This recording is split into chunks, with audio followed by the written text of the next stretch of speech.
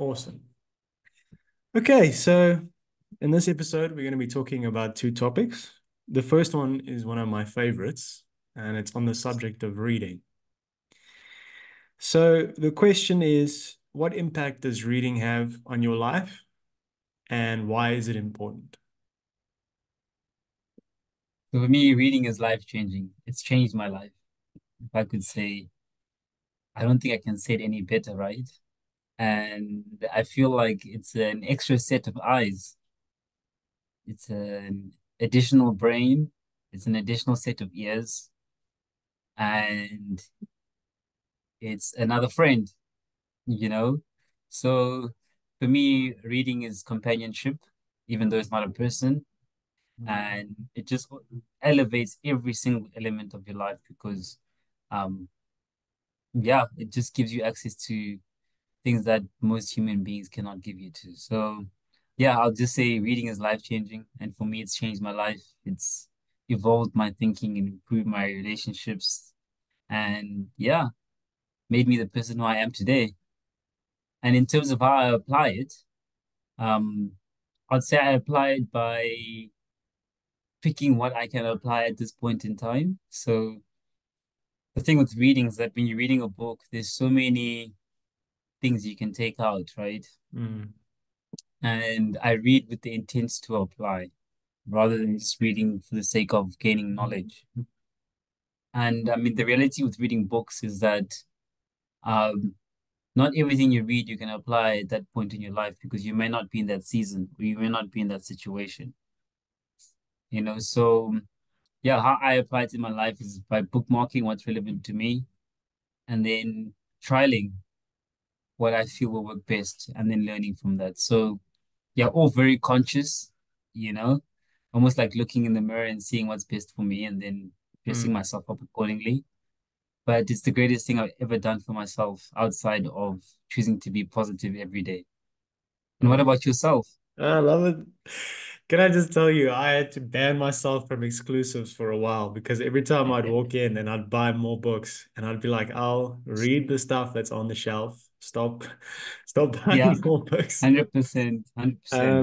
I would say the greatest gift that my mom ever gave me was encouraging me to read when I was a kid.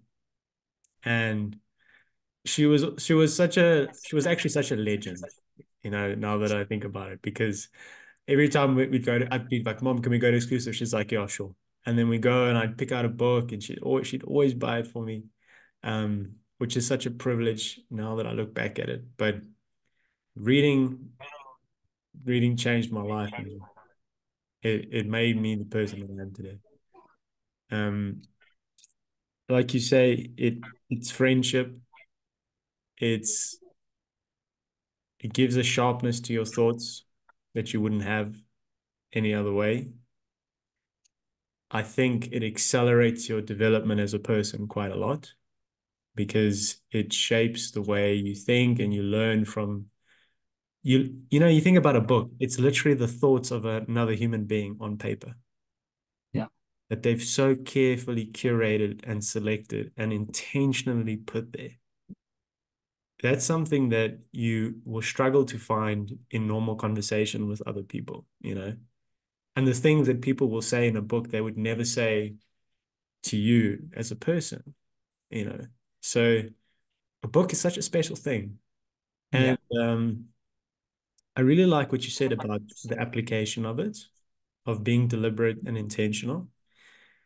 I would say the majority of the books that I've read in my life have been fantasy books or fiction books. Obviously, that's because I'm younger on the age scale. And um, throughout high school, that's what I was doing. I was reading yeah, fantasy. yeah, Uh, and I guess as I matured, I started reading more self-improvement stuff. Now that yeah, stuff's more deliberate. But I would say fantasy has its utility as well for because sure. it provides role models for you to try and aspire to be like. I mean, if I was preparing for this episode and I actually wrote down some of the characters that were role models for me and what I learned from them. And Yeah, those are very well known. If I were to say Harry Potter was the first book I ever read, and from Harry Potter, I learned the importance of courage. loyalty, and doing what you think is right, even when it's against the rules, for sure. which is powerful. I don't know if it was the last episode, but one of the episodes we just touched on was the difference between morality and legality, which Yeah, is quite literally that in a character. Um, Another one is Frodo and Bilbo Baggins from The Lord of the Rings.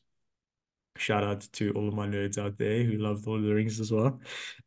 I learned that you can be the hero of your own story, no matter how small or insignificant you might seem, which is an incredible principle if you think about it. for sure, for sure.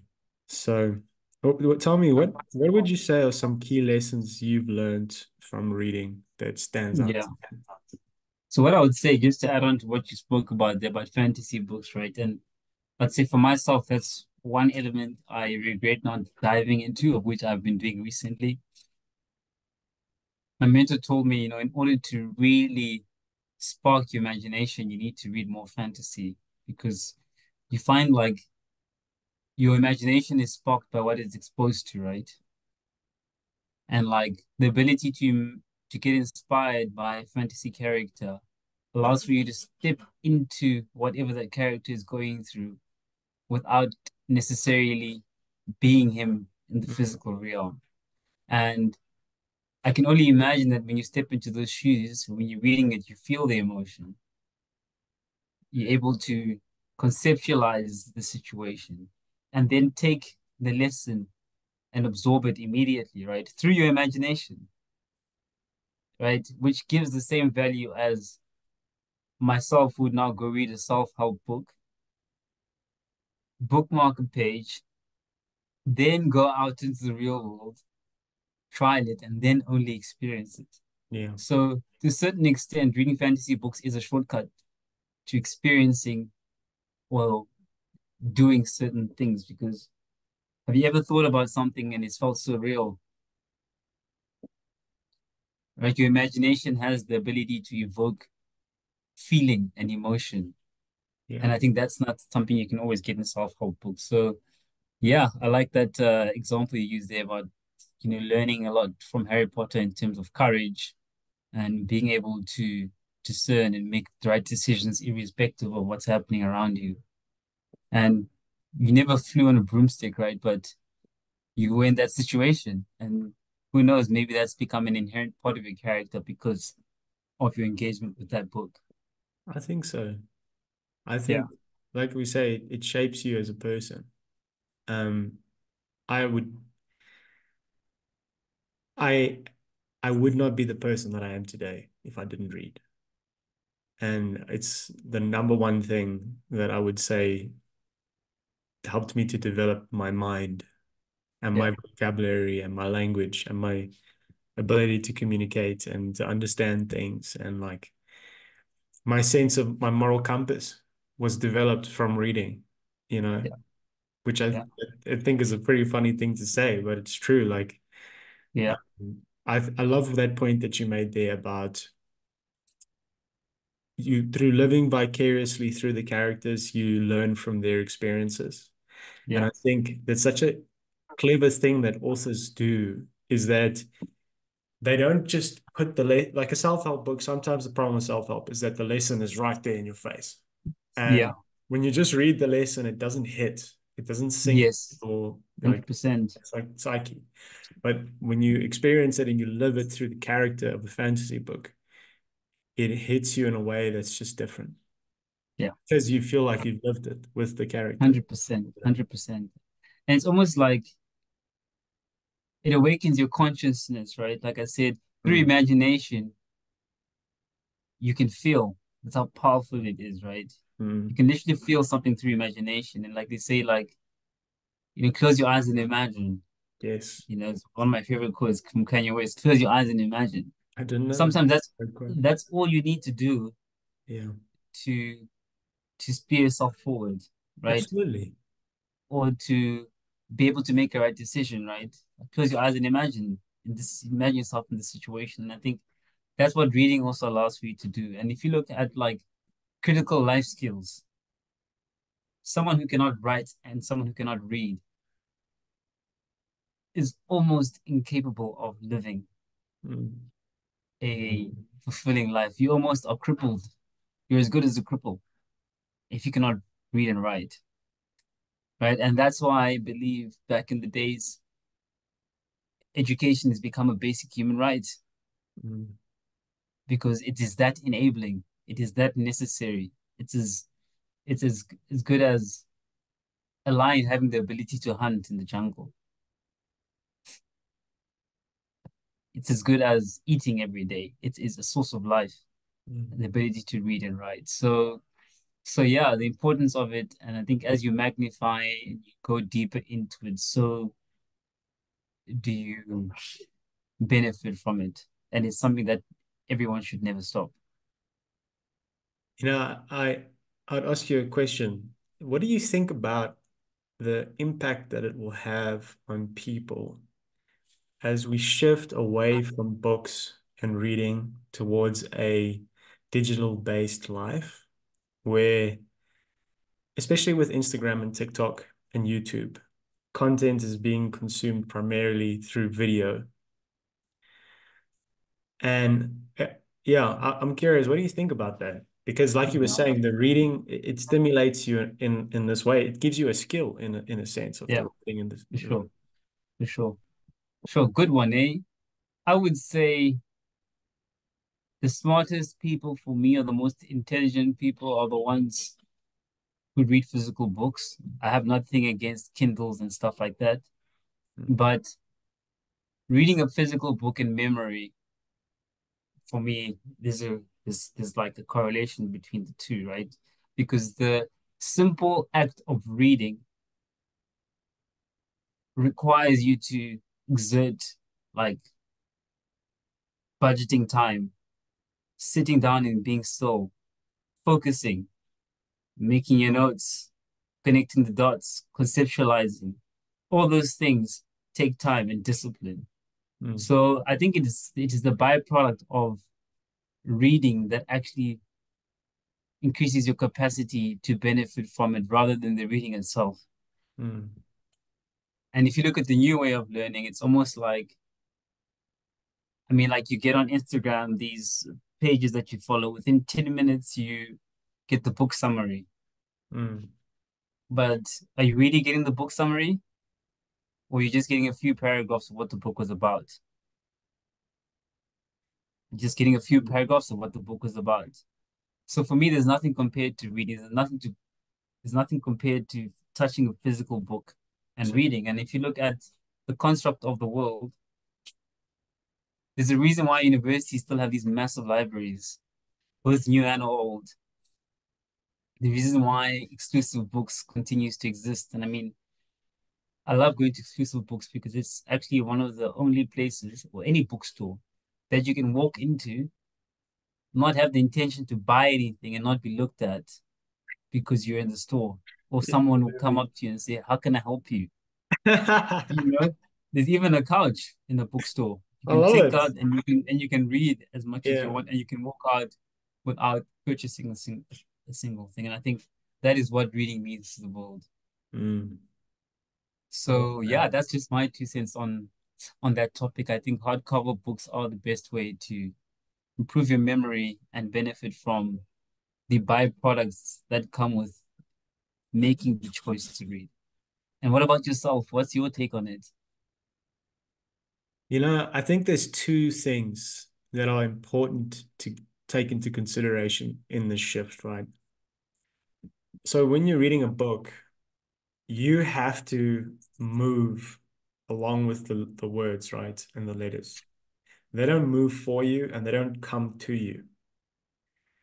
As opposed to an Instagram, a TikTok, or a YouTube, where there's an algorithm that is manipulating what is being shown to you and is also moving the thing along for you. So it's almost as if you open that Pandora's box of your cell phone, there's a conveyor belt of stuff that just keeps going. And it's up to you to close the box, you know? And Hmm. it's not quite the same. And the second thing is we just spoke now about how reading builds this builds your imagination and builds this visualization, right? And also your concentration. It's like a muscle. Yeah. When you Yeah. read, you're building those things. When you're looking at TikToks and Instagrams and YouTube reels and things like that, you're not building anything. In fact, you are actually Yeah. shortening your Yeah. attention span and your 100%. memory. So I, and then the third thing as well is just the different levels of stimulation. The book is stimulating in a different way, but you kind of have to do the stimulation yourself through imagination. With your phone, it does it all for you. Yeah. So Yeah. these are bad things, in my opinion. I don't like it. I think I don't know. I know are someone who's got a very great relationship with social media. You're very disciplined. Honestly, I'm not on that level yet. I'm very much an all or nothing kind of guy right now. So right now, Yeah. For sure. and I'm For so sure. happy. I feel so much happier being off of it for the last week or two. I could just Yeah. tell you. Yeah. I don't Yeah. miss it Yeah. one bit. I'm like, yeah, you know what? Leave it to those that are more disciplined than me. I'm not disciplined For enough. sure. For sure. For sure. For sure. For sure. But that's also a good thing, right? Because like in order to live with something properly, you also need to be able to look at it objectively, right? And like I think the greatest art when it comes to the way the world is changing is to be able to coexist with these type of technologies, right? Because they're gonna be there forever. Yeah. Um, and I would say for social media in particular, I had a year where I didn't have any social media and I didn't drink any alcohol.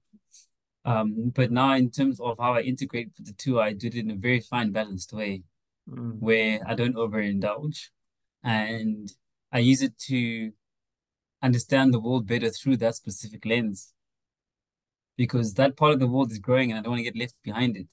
I'm not mm, talking about the alcohol side of it, right? I mean that sure. that'll always be there, but the actual social media side of things, that world is growing and it's here to stay. And I know things like the metaverse and all those things didn't blow up as quickly as they should have, or they were predicted to, but those things will come, Mm, and those things are going to be there. So, from an economical perspective, and just in terms of like moving with the world, it's important to coexist with it. But you cannot coexist with it properly if you have seen life without it, because I think it's understanding what life is like without it that makes you moderate it better. this is very That true. makes you that makes you have the sense to be like it's too much now, right? And this is where I'll bring the alcohol conversation back into it, right? Because I went so long without it, I know the limits. I'm like, like this is now it's too much now, and I need to take a break. Mm. Um, so yeah, that absence is good. It's a way to train yourself to be able to view it objectively and not let it necessarily possess you and take over you without being conscious of the fact that you are possessed by Absolutely. social media and continuous scrolling. Yeah, the thing for me is like my social media vice of choice is Twitter. I like it the most because I guess in a way you're reading, you are reading in a way, but also I like it just because you just get so much interesting information from all over the world at the same time. And I find it to be of a higher quality than Instagram. I don't do TikTok, but even with Twitter, I found myself craving just the presence of reality. Because often with social media, you can get so caught up in this digital world that you forget that a lot of that stuff is not as significant as people make it out to be online. 100%. And it 100%. doesn't really affect you as an individual. But True. you can find yourself getting caught up in these events that happen on the other side of the world. And you're like, oh my God, True. did you see what happened on Twitter this morning? And Your whole day can go into it, bro. yes, Yeah. absolutely. Yeah. And I'm like, Yeah. no, maybe that's not the right way to use it. For So sure. For I'm still sure. navigating that one. And I like that concept that you made there. And it takes us back to something that both of us have been practicing recently, is to be where your feet are. Yes. Yes. you know? Yes, And I yes, think that's the true power of taking social media breaks, is yes. that you are truly where your feet are. And Absolutely. if you think of life 20 years ago, I think people had a lot more focus on Mm. themselves, on their goals, on back then, because you would the chances of you being where your feet were much greater. The only Mm. time for you to like get into a time portal or be on another side of the planet was when you picked up a newspaper and read what Yes. was happening in New York or what's Yeah. happening on the markets, right? But once that newspaper is closed, if you're not thinking or overthinking about something, you Yeah, where your feet are, you absolutely. know? In today's world, bro, I mean, I can just open my phone and I can be in New York for the rest of my evening, be it through Google Maps, be it through catching up on the US elections, Yeah, you know, I absolutely. can. So I think that's the thing with social media. It's a battle between deciding to be where your feet are or to jump into the portal and then enter this digital world. And I think that's such a good term for a digital world. It's another world you're entering, Yeah, and you true. need to be aware of that fact. Very well said. I think we have wrapped that one up Yeah. and we can now touch on the second one. So I'm hearing a bit of an echo on the side. Is it a? Is it better now? So test, test, test, test. Yeah, okay, cool. Well done. Cool. Thank you. Anyways, let's keep it moving. So the second one is on the subject of navigating the storms of life. And the reason why I think it's relevant to talk about this is because it doesn't matter how well you have your shit together, you are inevitably gonna find yourself in a storm. If you imagine yourself being a ship in the ocean, every course that you take out of the harbor is going to expose you to storms. And often when the storm hits, it's chaos. We Mhm. don't know what the hell to do. Everyone around you is losing their heads. Yeah. In those moments, I find it's useful to have some key concepts to come back to. I'm curious if you have any that you use in your life that serves you. Yeah. And if so, could you explain it to us? Yeah. Sure. So I will say I'm not a master at it yet. I think navigating challenge is a lifelong task of getting better at it, Mm-hmm. But as I've gone along, I've learned to understand what should not bother me Mm. when I'm going through challenges, you know. And I have a long list of those, but I'll maybe just touch on three or four. But we're going through a tough time. One of the things that I've been very good at doing is don't worry, you Okay. know, especially if it's got to do with like me attaining a certain task or failing. Don't worry about the fact that you didn't achieve what you wanted to achieve. Don't worry about the perception. Worry about the lesson that you need to take from it. So, in not worrying, I have one up on my attitude because I'm able to remain positive. And number two, my mind is able to be where I am. So, I think one of the things about worrying is that it accelerates the habit of overthinking Mm. and it puts you into a state of being frantic. So, that's the first thing. I try not to worry. The second thing is that I consistently remind myself that this is temporary, right? That is also aided by not worrying because nothing is permanent, right? Not even happiness, nothing is permanent. And that if I just endure and have the persistence to get through it, that I will get to the other side. The third one is not to overreact, right? But to be still. I think one of the greatest skills that you can learn when going through a turbulent time is to be composed. Mm. Because when you're composed, you're able to look at things objectively, right? Like they say, the best point of view of anything is when you step back. Mm. And then the last one that I would say is to also remember to be human, you Mm. know? So amidst the three things that I've mentioned, feeling the emotion and processing it and understanding that it's okay to feel it, but more importantly, you have to snap out of it is key to applying the past three principles or habits that I've mentioned. So yeah, for me, it's those four. Just don't worry. It's don't overthink, be composed, and then feel and be a human being. And what would you say is yours? I love those answers.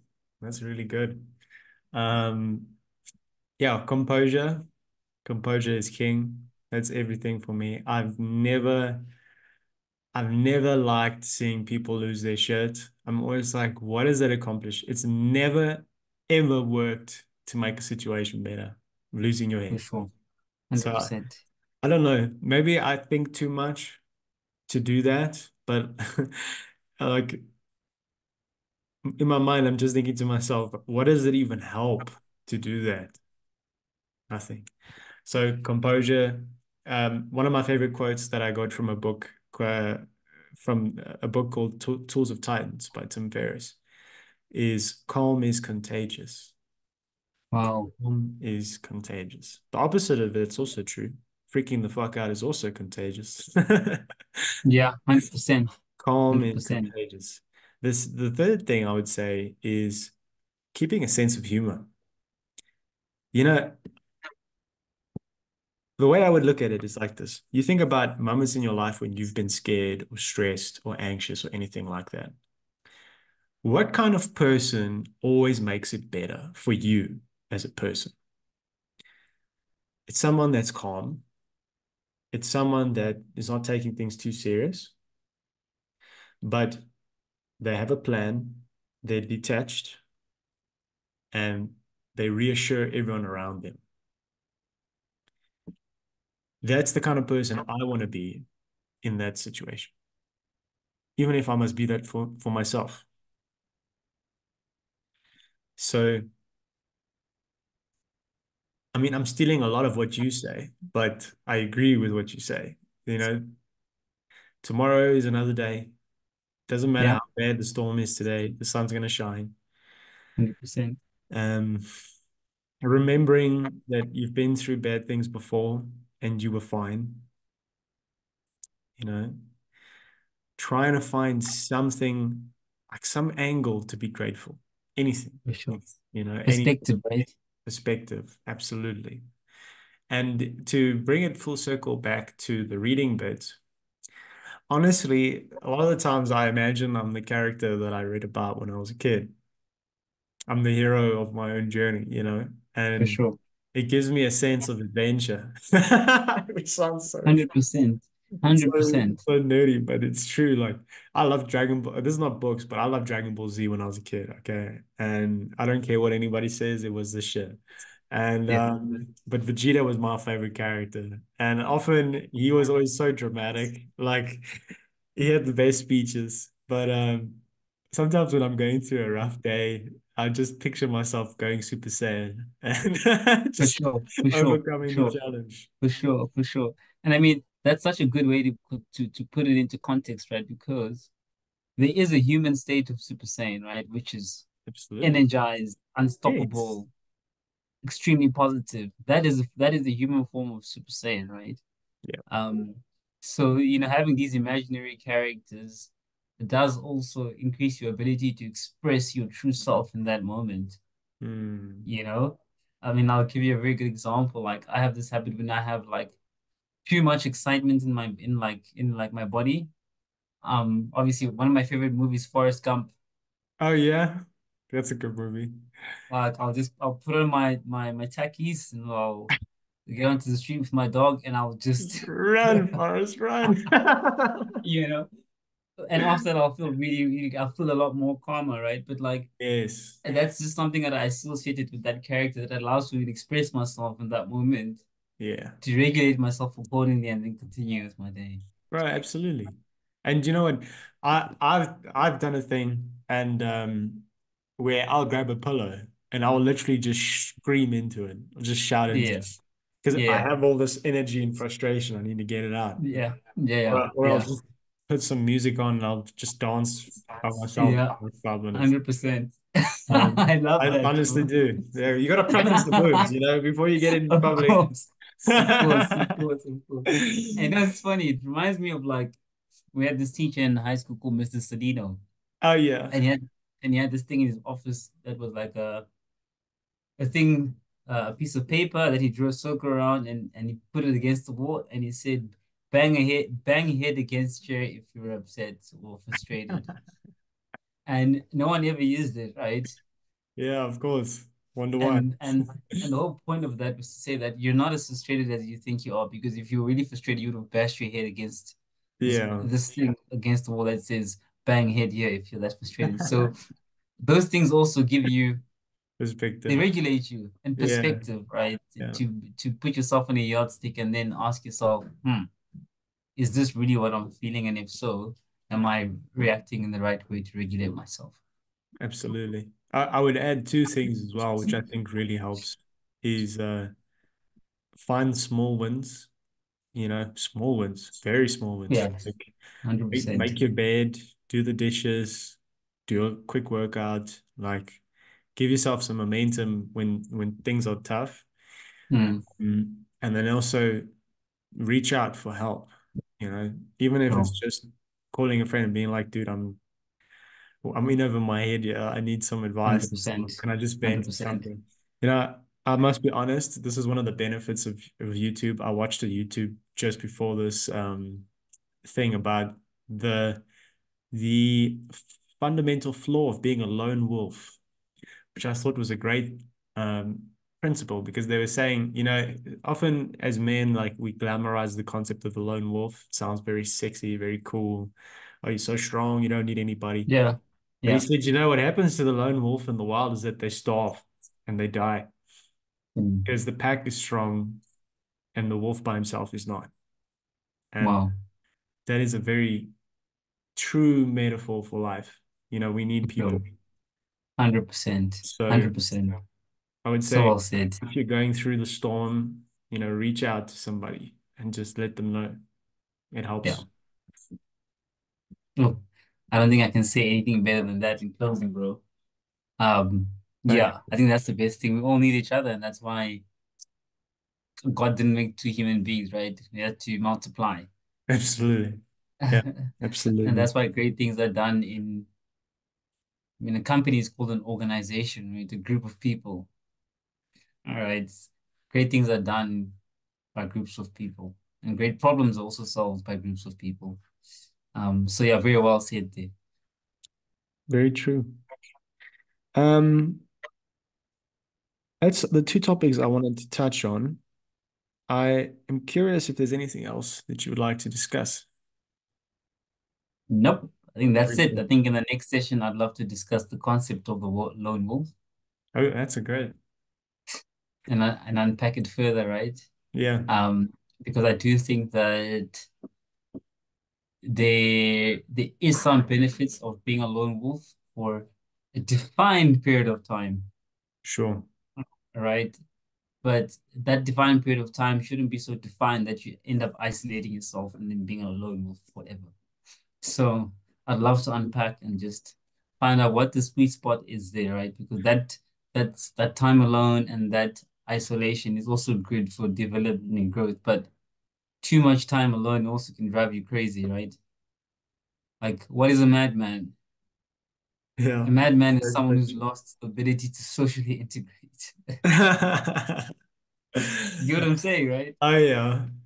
If I put you Yeah. on an island for 5 years, no phone, no communication, no anything, with food, just food, and you can survive and have fun, but you're alone, and I bring you Goodness. back, you'll be a madman. Don't tempt me I'll with a consider you good a tongue. madman. You get what I'm saying? I know, I know. Like I feel like COVID was that to a certain extent for a lot of us, Mm, It was mm, very much mm, putting people in islands by themselves and then expecting them to reintegrate back into society without any challenges. 100%. 100%. Yeah, I we mean, all, for yeah. me, a very good example of that, not to extend this conversation further, Hmm. even though it was political and it was looting and whatever, but like the unrest in KZN, that for me was the psychological symptoms, Yeah. Yeah. Absolutely. you know? Absolutely. Um, yeah, and then someone taking advantage of the fact that there's just more Yeah. unstable people in the economy and mobilizing them accordingly. Yeah, it's true. Yeah, we're So more yeah, vulnerable when we're isolated to being yeah, manipulated, you know. yeah, 100%, 100%. Anyways, I think we wrapped this up quite nicely.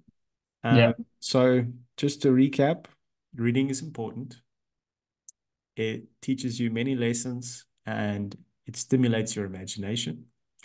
It builds your mind and it shapes you in ways that you wouldn't be able to be shaped if you didn't do it. And if you are going through storms in your life, it's important to stay composed, detach. Remember that storms come and go. yeah. It's helpful to keep a sense of compassion for yourself. To remember that you're human and that even if you fail, you're still going to be you. And having a sense of humor helps as well. Wow, brilliantly said. All right, everybody. Thanks for listening, and we'll see you next time. Cool. Cheers, brother. Thank you.